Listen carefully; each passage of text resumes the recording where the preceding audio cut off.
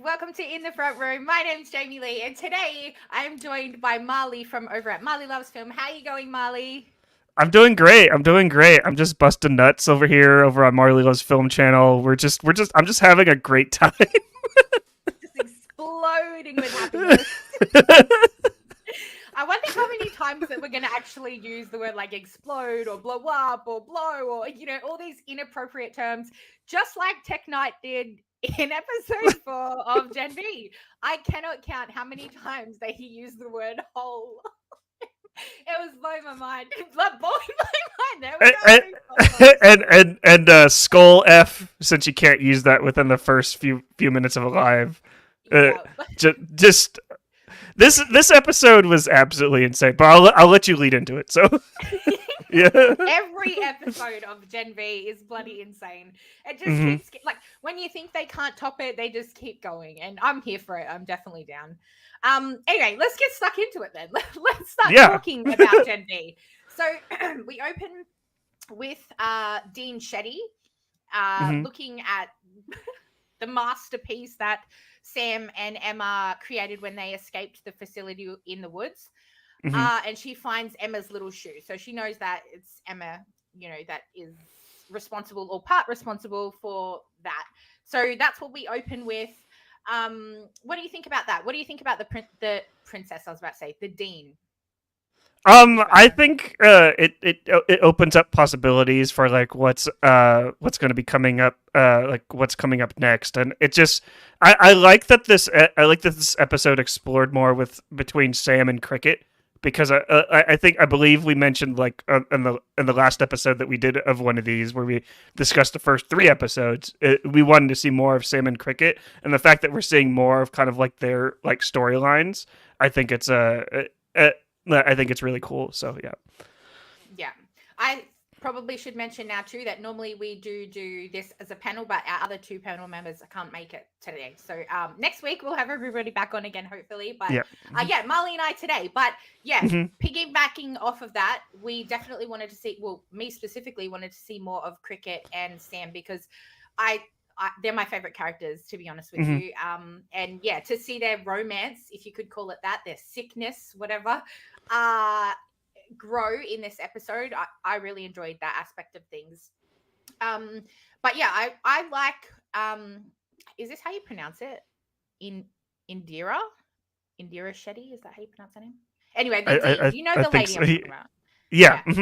I like that she holds so much power when maybe she doesn't have power, because tek-knight I know I'm jumping ahead a little bit here, but tek-knight says, about her not having any powers, things like this. But part of me feels like, is that true? Like, does she have some sort of power? And if she doesn't, well, she holds a lot of confidence in the fact that she doesn't have power, but she's got power as in she can make things happen, because we saw at the end what she did there. So I really like her as a character as well. But so she finds Cricket's little shoe, so she knows that Cricket is responsible for that. Then we skip forward ahead to see the romance blossoming from Cricket and Sam escaping the woods there. And I thought those moments were really funny. Like, they're both really twisted. They're both alone. And it was really nice to see those moments until we see the repercussions, I guess, from Sam's experiments when we see him seeing the puppets. I know that those moments are supposed to be very funny, but I also feel very sad that he's been experimented on and has these sort of powers. And obviously we're going to see a lot more of that, in the coming episodes. But what did you think of that puppet sort of vision? Sort of like Black Noir's in The Boys. And the cartoons. Yeah, it was definitely kind of like a trippy scene, and like I know exactly what you meant, how it was supposed to be perceived as funny, but I really felt for Sam here, because he's definitely dealing with a lot of things after being experimented on, and I feel like Sam and Cricket have this really interesting dynamic, how they're both kind of dealing with aspects of their mental health, like Cricket obviously has the anorexic disorder, eating disorder, and then Sam is going through whatever his PTSD, and that's kind of how they're bonding together. and I like that. I really appreciate that that Gen V is kind of like going in that direction, just kind of like having these two broken like characters heal and mend each other. Yeah, absolutely. And when you're talking about all the things that's happened to Sam, it's also what's currently happening to him. Like Cricket literally just told him that she lied about his brother wanting to help get him out and that his brother's dead. Like that's something that he needs to process in that moment as well. So yeah, Right. he's a very broken kid, and I definitely feel sad for him. So hopefully they get some sort of silver lining and happy ending. Let's get some redemption for Sam. Yeah. Yeah, Team for Sam sure. redemption. Yeah. Anyway, so while all that's happening, we are introduced to tek-knight, who comes on campus and he wants to produce this show. Well, he has a show called The Whole Truth, and it's about confronting the truth. But we come to learn that he doesn't actually expose the truth. He blames people and sets them up for things that they didn't actually do. So like most journalists, like most media journalists. Right? It's just an assumption. We're not lying. And I would just like to say, like this character of tek-knight, I think, I know you're supposed to hate him, but the entire time, like his presence, like on screen, is like he's eating up every like all the scenery, like for the show. I believe he was on Preacher, like the main actor who plays tek-knight, but yeah. I love this character. This character is like absolutely insane, and we'll get into why this character is even more insane like later in the breakdown. But yeah, very interesting. So he comes on campus and he sort of threatens the dean to say, I'm going to blame somebody for Luke's death. Who's it going to be? And she says, don't come after the big five. So the main characters that we know so far. And meanwhile, they are out trying to find ways to find Cricket. And Marie goes to Rufus, who we met in the previous episode with the Jumanji thing, where he was swinging the bat into his thing. Swinging the bat into his bat. There we go. There's that. And saying Jumanji, obviously. So we met him, and we know that his power is some sort of like psychic. He can sense where people... Psychic abilities, yeah. Yeah, mind. I don't want to say mind control because that's Kate's, but yeah. Like read minds? He could read minds, or... I'm not quite sure. I'd like to see a bit more, but we see her approaching him to get some sort of help, or maybe I don't want to see more actually after the next scene that we saw, but yeah, so he says, come a little closer, and when she gets a little closer, he looks into her eyes, like dead into her eyes, and I didn't know that until the second watch. Because I thought he just needed to be close to her, but he actually like directly looks at her, and that's when she goes into that trance of his bedroom, where he's just in a robe, and he kind of exposes himself, which is, I watched this a second time as well, and like this scene is really problematic for me. Where I know it's like where it's going, but the thing that I have like an issue with is like this, like what he does to her, like it's very like what he's about to do.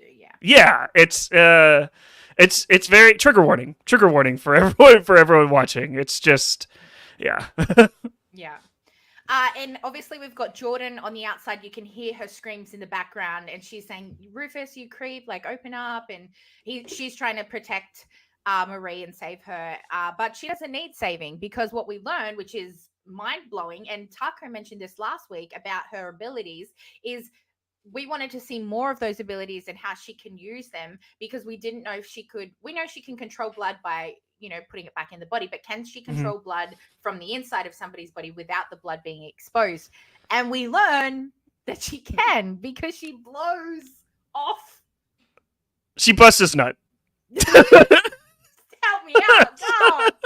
She definitely busted something. That's for sure. It was all busted. Oh, the poor thing.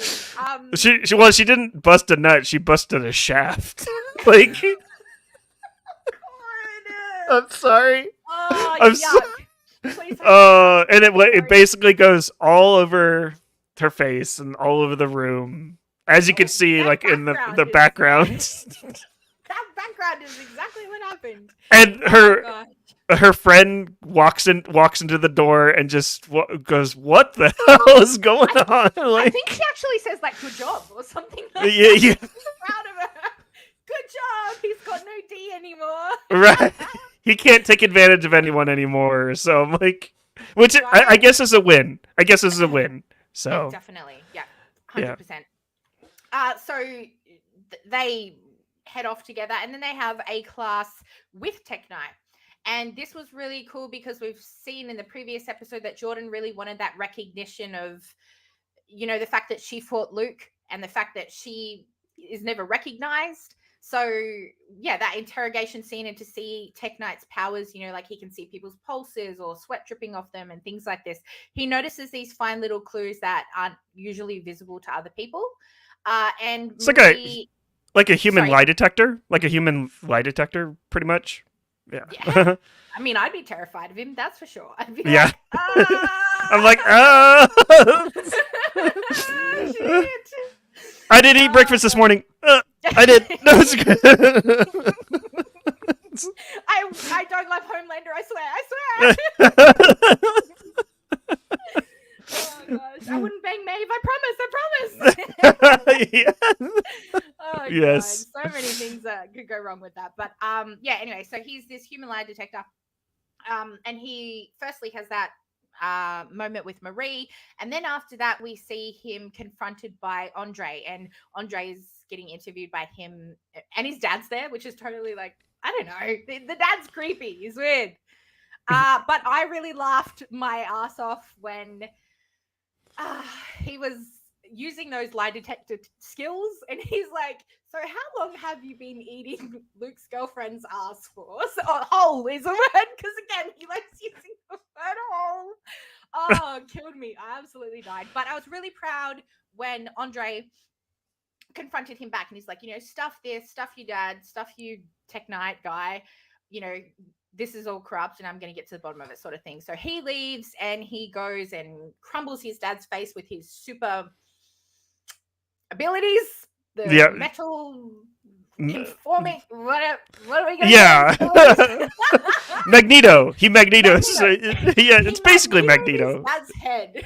Yeah.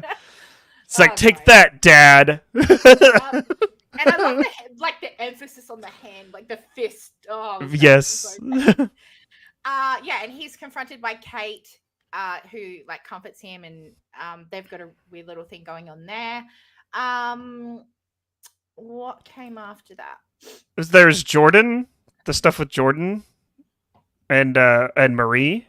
Yes. So while those two are sort of, you know, outside hating on Andre's dad, the other two are like inside getting it on, or trying to before little Cricket decides to show up and say Sam has escaped, because obviously he was seeing the puppets and he was freaked out. Mm-hmm. And he escaped from where they were hiding at the diner there, and they all go to help find him, because he is heading to I wrote the name down because I couldn't remember it. He was heading to the doctor that was experimenting on him, right? I can't remember his name. I thought I had it written down. Yeah. I forget his name too. But yeah, that's really bad. Shoot. This isn't live. Gone. I can't find that out. My brain just won't function with names. There we go. Anyway, they're heading towards the doctor's house.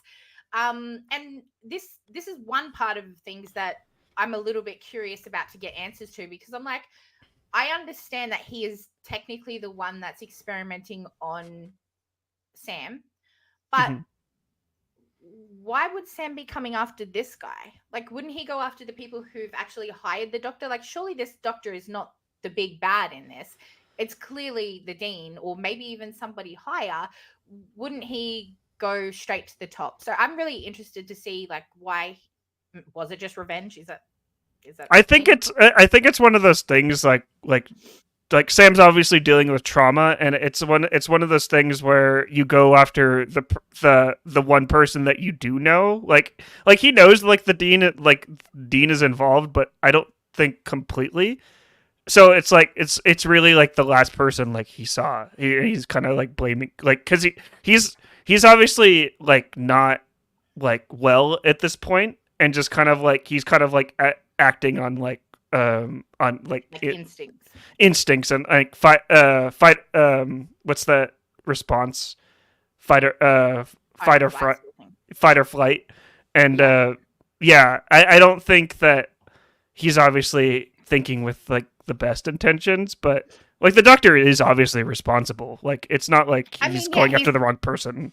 I know. I'm not trying to defend him and say, yeah, this guy because he's got a family and in a relationship that he's good. I'm not saying that at all. Yeah. I'm just saying I just find it interesting that like. Maybe I'm thinking logically and clearly Sam's not, but in the back of Sam's mind, wouldn't he be thinking like Professor Brink is in on it, and he doesn't know that Professor Brink's dead either, as well as Luke. So yeah, my mind went different places because this is what happens in the show. I just constantly think about too much. But anyway, so he heads to this doctor's house, who we can't remember the name of. And it'll come to me straight after this. It's so frustrating. I keep wanting to go say Godolkin, but I'm like, that's the university, you idiot. So they head there. Doctor something. Doctor something. Doctor, it does start with C though, but anyway. I'll leave it in the comments after this, or somebody else can. Anyhow, so they head there, and Sam, is fighting the Supes that we know, and this was one of the most exciting things to me, to see Jordan fight Sam, to see Marie, try and use her blood powers, and Andre.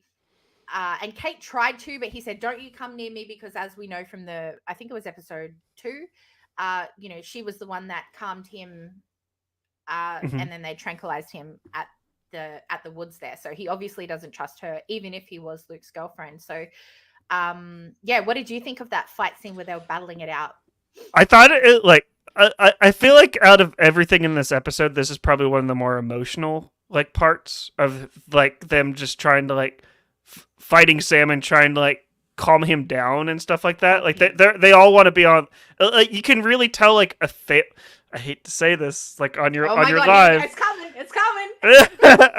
You can really tell that like a group is forming. Like a friendship group is forming. Like they care about Sam, and like they know he's gone through a lot, but it's like he can't be having like all these outbursts, so it's like they gotta like restrain him in some ways. So but yeah, of all the F words banned on my channel, Marley, who would think that it would be family? Who would think that word would I said friendship. I said friendship group. Okay. Yeah, we'll let you keep your family. It's totally fine. But yeah, as you said, it was one of my favorite parts of the episode, because that they're all on Sam's side. That they are all just trying to help him, but it's so hard to help somebody who is mentally not well.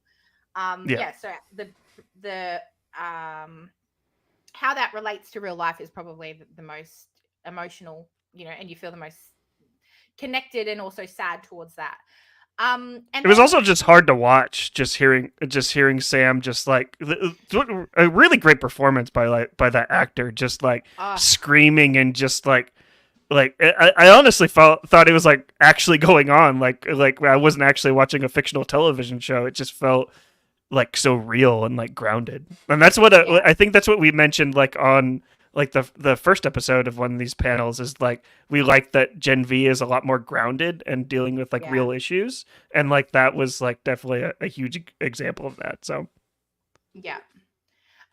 one of the you mentioned just in that, one of the things that you mentioned was the actors and their performances. I really love all of these actors as these characters, and specifically I think his real name's Asa. The way that he portrays Sam is so good. When him and Cricket were having those emotional moments together, she was really small and he was like we had a really good close up of him looking at her, and he said something along the lines of he was going to torture me if that makes you feel any better. And when he said feel, or something towards like having an emotion towards her, or like feeling for her, he like looked to the left, looked to the right, like his eyes darted, and you could really you know that these two are very vulnerable, you know, like they don't want to express themselves, they don't want to feel, because they've been hurt by so many people, especially the ones that love them. So yeah, the way that he expresses himself, that actor, is really, really good. Sam's my favorite character. Oh, did that. Anyway, so we get to that final scene and we see little Cricket suddenly become big Cricket when she scoffs down a whole bunch of pasta, gets some spaghetti into her, and she can enlarge as well as get small. So I thought that was really interesting, because I thought that she was just going to be little Cricket. She wouldn't turn into an Ant-Man sort of, you know, could get small and also big. Was that a surprise to you as well, or not really? Well, it was a surprise a little bit, but like having her carbo load, like to have her get bigger, like I thought it was actually kind of like a little funny bit where she has to like just eat a bunch of carbs and then she can grow real big. But it wasn't too much of a surprise, because I kind of thought like I didn't think that she was going to be like small forever and stuff like that. But yeah. She has to eat like The Rock. You mean? Have you seen The Rock's meals? Yeah. Yeah. Oh it's Lord. just I don't know how many carbs that man has to inject like on a daily, but I know it's a lot. It's a lot. I feel very sorry for his toilet. It's just like, how do you eat that much? What are you doing? I like how your mind goes there. I mean, my mind goes to other places with The Rock, but when he's eating, I'm like,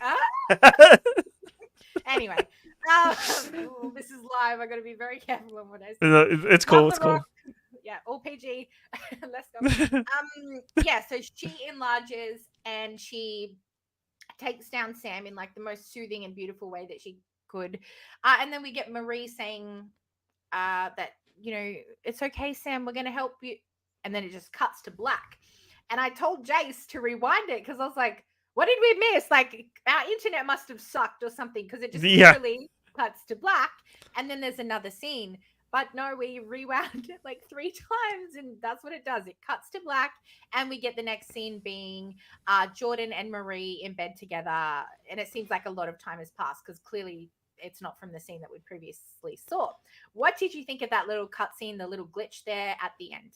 Is very jarring, and I believe like I mentioned to Tyrone like in DMs that it honestly felt like 2 different episodes at that point. Like you had like this really intense emotional like fight scene of like them trying to like control Sam, and then it just cuts to black, and then it goes episode 5. It felt like we went right into episode 5, or like the or the next on Gen V like part, but it was very jarring. But what'd you think of like the whole Marie and Jordan like scene of them just kind of like enjoying each other's company? I liked that they're enjoying each other's company, because I thought that they would go the very stereotypical route of Marie falls for Andre or something, like the 2 perfect students, you know what I'm saying? Right. But yeah, so to see her go with somebody who is female and then can also switch to a male, like it's a pretty good ability to have. Right. So yeah, I like it. I think it's very different, and I like it. The gender swap. Well, she's technically, I don't know how to define it, but I hope that's the respectful term there. But anyway, I like it. But that scene there specifically, I was like, what's going on? And clearly there's been a time jump. So my brain that thinks all these theories and overloads with what the hell, all these possibilities, is sitting there thinking, okay, well, who is responsible for these time jumps? Because we know 2 people so far that have this mind control, right? Obviously we know Kate, but Kate seems to be when she touches people. But in the second rewatch, I don't remember Kate being in the scene where Cricket was calming Sam. And that could be just purely like filming issues. She couldn't have been there, or didn't have the space. Could have been a range of things, but I'm thinking, okay, is Kate responsible for anything? And the next thing is Rufus, because we know that if he looks into people's eyes, he has that control where he can put them in a completely different trance, or do you know what I'm saying? Like he has that ability. Yeah, so, for sure. I think that's a really great theory, actually. As soon as you started like talking about that, I immediately started thinking of like Rufus. It could be Rufus that time jump them like out of like the situation. But why do you think it would be him though? That's kind of like my question. that was the next thing that I would ask. Like, why would he care? Why would he be involved in what's going on? Unless he's working with the dean, Dean Shetty or whatever's going on there. I don't know. He's mad that his dick got blown off, so. Right. He's going to blame somebody, and it's going to be Jordan, and it's going to be Marie, because they were the two people that were there. Right. I don't know what he could have to do with it. I really don't. But I'm curious to find out, because I just think, like, why would they put emphasis on his powers of finding cricket if that was just a throwaway thing? Like, it just seems a little bit. Why introduce him as a main character? Like, we've seen him a little bit now. If it's not something more to that, I don't know. I could be wrong. I probably. Right. I'm not. I'm never. But yeah. Anyway. I think you're probably right on that one. I think it probably is Rufus, but I think you're right on that one. Yeah, and one more time again. You can play it again. You can play it again. You 10 seconds back on YouTube. Just hit that. So. Yeah. So overall, I thought this was a great episode. You not so much. You weren't too big of a fan of it. It was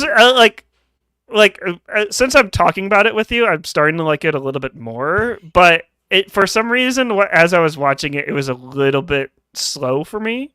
But there were emotional moments for it. I'm still waiting for kind of like something to pick up and stuff like that. Like, I'm so used to like the boys just being like back and forth, and Gen V is kind of like it's taking its time to like introduce us to new characters, and I like these new characters, but it's just it seems like that makes sense because it's the first season of a show, but still, yeah, definitely. I really liked this episode. As you said, I thought it had a good, like, the pace of it was a little bit slow, but we got to have them really vulnerable moments between characters like Cricket and Sam, and then Jordan and Marie. There was some really good eye contact between the two of them when they were chatting as well. Like, there was like is there something here? Like, is this a thing? And those moments were really good before we got to that moment where they hook up and you're like, oh, okay, this is a thing. Right. Yeah, so all those moments were very important. I also thought it was really funny when I was doing my research for this that Maverick, the invisible guy that is introduced in episode 1, is actually Translucent's son. That was actually confirmed. So I thought that was really funny. Oh, that's cool. Somebody from the boys' universe is actually in this universe. So I thought that was really cool. Little like throw in. And then we get the cameo. You really wanted cameos in this. You're very big. We do get the Deep, technically, but he's technically the puppet. The puppet Deep. I didn't catch that for some reason in my first watch, and the second watch I was like, "No, what? That's the Deep. That's the Deep." And that's Jason Ritter as well, actual Jason Ritter. So, which is super funny, to be honest. Yeah. There's another moment in this episode that just made me laugh like completely out loud. Is when we find out like when tek-knight his secret that what he likes doing, but after we find out about his secret, he's like basically this was like when the dean was like saying we don't want you on campus anymore, and because he's causing a lot of damage. I feel like with the secret that we now know, he's probably causing other things that you probably don't want someone like that on like a school campus. Seems very problematic. So I think the dean is right on to kick him off campus. Yeah. But like when he's like when we're seeing like him like record like that scene for his show, they emphasize like whole. And like it's like so many times you have no idea. I was busting up laughing every single time because even he was laughing in the video that he was recording. He was like, "They're blossoming into this whole." And then he started. And then the camera pans over to like a hole on a tree, and he's just like looking all nervous. Yeah, his pulse is racing. If we could see his like what do you call it, the lie detector thing, we would be right onto that. Sweating, like mouth drooling over this hole in a tree. Oh my god! Back in research, there's actually I didn't catch this scene on the first watch, but there is on the second one. There's a tape dispenser on the table, and he picks it up from one of the students when he walks into that interrogation scene, and he's like fingering. He's fingering the whole dispenser, and I did not see that on the. Oh man! And on the second one, I was like, oh my god, this show is. They always add the finer details, and honestly, you need to rewatch to fully comprehend it all sometimes. But God, I appreciate it. I really. If he comes back in later episodes, they just need to have him just like caressing like holes, like just randomly throughout scenes. Yeah, the whole episode, like. Oh god. Oh man, but what do you think about his secret? Like what he likes doing? Like that's I know we can't probably say it here on YouTube, but still. Yeah, I did not expect that at all, to be honest with you, because I didn't know anything about his character at all. In fact, the rumors that I'd heard was that it was going to be Jeffrey Dean Morgan, and his name was thrown out with tek-knight. So I thought he would maybe come into the boys. So to see him in Gen V, yeah, it was. Hello, it was interesting. Random dude. Say that, but again, yeah, cool name. It was interesting to. Yes, see his secret. I thought that was really funny, but again, that comes back to that the Dean having that power. Like, if she has no superhero powers and she's forced him out with this blackmail, like she's clearly got a lot of authority in this company, and I'm curious to see why. What does she want with Sam? Like, what is she actually trying to do? Because she doesn't want it to be known by Vought. Like, she's trying to hide it from Ashley, which is why she's trying to buy out tek-knight and say, everything's fine here, we're all good. So I'm really curious to see what her hidden agenda is to do with it all. It's very interesting. She's trying to protect children from predators. Well, no, do you think that's all it is, though? Come on. I don't think so. It's one of them. It's one. Well, they're not children. We discussed it there. It's it's a university, so they're like 18, 19. But still, having like a character like tek-knight on campus is very that creepy. Secret, very creepy. Very creepy. Yeah. I mean, if he's picking up tape dispensers because it's got a hole, like what would he do to females? You know what I'm saying? Like, yeah. Or males. Or just anyone with a hole. Anyone with a hole. We all have holes. It's like from Across the Spider-Verse. We all have holes. Now I'm constantly thinking about everything in my life that has a hole. Like everything in my room, everything in the house, everything in our yard. Oh god, very dangerous. And he could definitely get himself into a lot of trouble physically as well with that. So as we see at the end, we get that before we roll to the credits, he's in the bathroom there with the air dryer. The hand dryer. Yeah, the hand dryer there. So. He's just going at it. He's just going at it.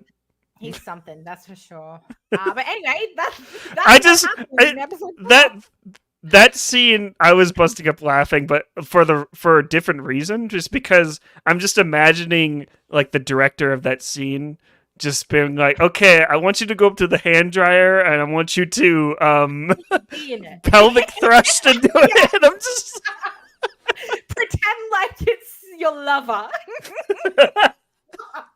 And like, was it on when he was doing this to get the full motions? It's got to be on. It's got to be on. It's like you got to have like that warmth. I'm gonna get you banned. I'm sorry. You're gonna get me banned. Thank God the others aren't here. I can only imagine how much work. Oh gosh. Taco would have a field day with this episode. He would have for sure. There would have been I would have been banned. He would have been banned if all three of us were still. I would have. But in saying that, I'm really happy that next week we should have Taco and we should have Tyrone back on the channel to talk about episode 5 of Gen V. So let us know in the comments what you thought of episode 4. I always reply to the comments. So thank you to everyone who's watched during. Thank you to everybody who watches after the fact. And make sure that you head on over to Marley's channel, Marley Loves Film. His link's in the description. What do you have coming up, my friend?